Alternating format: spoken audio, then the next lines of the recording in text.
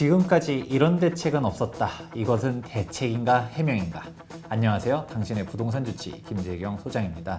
2020년 11월 19일 정부의 또 다른 전세 대책이 나왔습니다. 여러분도 한번 보시게 되면 한글 파일 원문의 페이지가 정말 많아서 저도 읽다가 지쳐가지고 이걸 더 읽을까 말까 고민을 끝까지 다 읽어봤는데 결론이 무엇이냐? 전세 대책 없는 전세 대책. 이거는 대책인가 해명인가?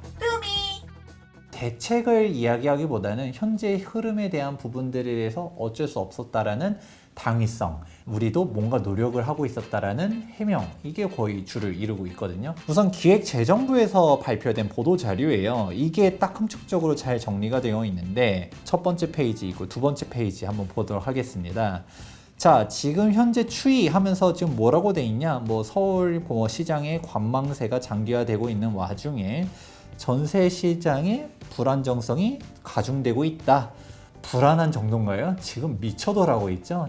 불안이 좀 되고 있다. 이 정도로 얘기하고 있고요. 8월 이후 가격 상승폭이 다소 둔화되었으나 10월 이후로 상승폭이 재확대되고 있다. 지금 재확대 정도인가요? 계속 얘기했잖아요. 임대차 3법 나온 이후로 전세 시장은 정말 패닉이라고 할 수 있거든요. 그냥 수억 원이 올라갔는데 이걸 그냥 단순히 확대되고 있다 정도로만 얘기하고 있고, 이 상승률 도대체 어떤 기준의 상승률인지 모르겠지만 회피를 하고 있다는 얘기 했잖아요.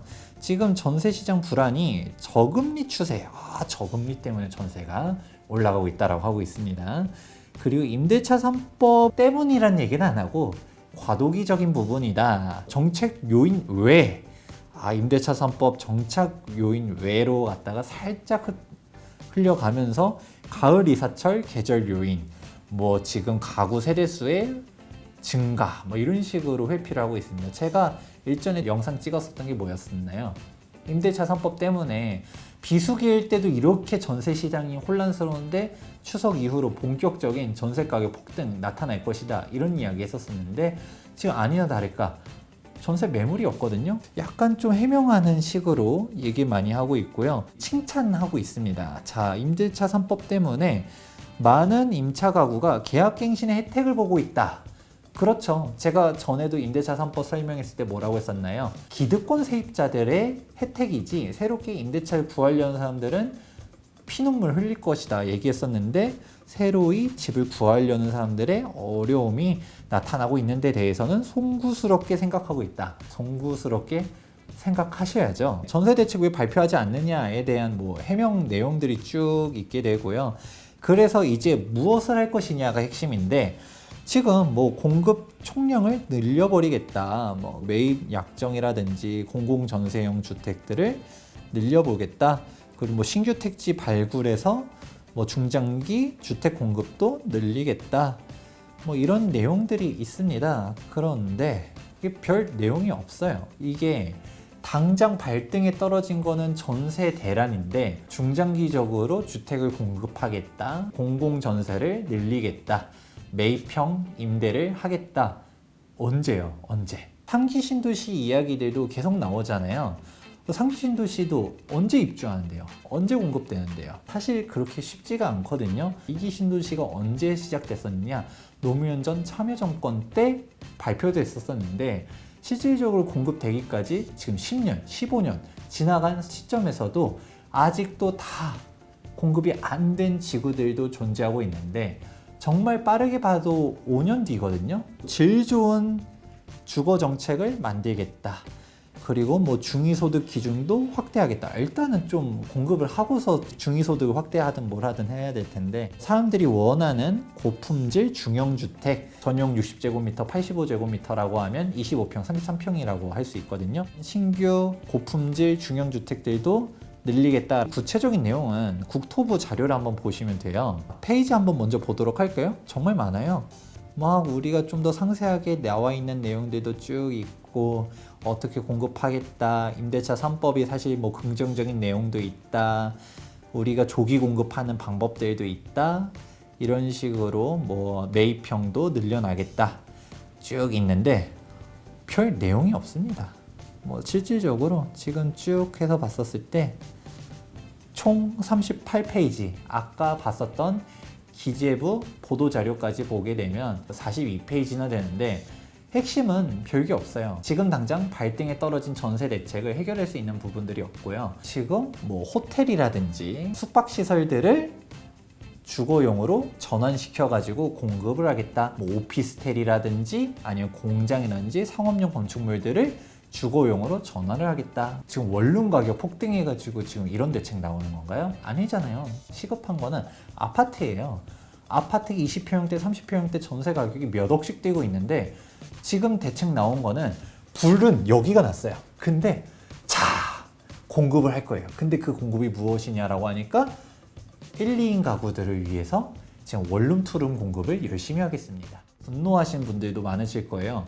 호텔, 기존에 있었던 숙박시설을 갖다가 공급하겠다. 청년주택으로 갖다가 전환했더니 청년들이 막상 보니까 임대료가 싸지도 않아가지고 포기하고서 나가는 부분들도 많다라는 기사도 있었는데 공유용 숙박시설이라고도 이야기하잖아요. 전용 면적에서는 잠만 자고 부엌이라든지 이런 부분들은 공용으로 활용하는 부분들, 정상적인 집을 얻고자 하는 사람들의 수요가 이걸로 충당이 될까요? 상업용과 공업용 부동산을 주거용으로 개선하겠다라고 하는데 우리가 생각하는 그런 넓은 면적이 아니라 조그만 식으로 갈 가능성이 되게 높고요. 무엇보다 얘네들은 거주 환경이 열악하죠. 애초에 주거 지역이 아닌 데다가 공급을 하면 많은 사람들이 참 좋아하겠습니다. 바로 오피스텔만 보더라도 미래가 보이는 것이죠. 매매 금액이 잘 안 올라간다. 오피스텔 투자하지 말라. 제가 이런 이야기 많이 하고 있는데 실제로 안 올라간 데 정말 많고요.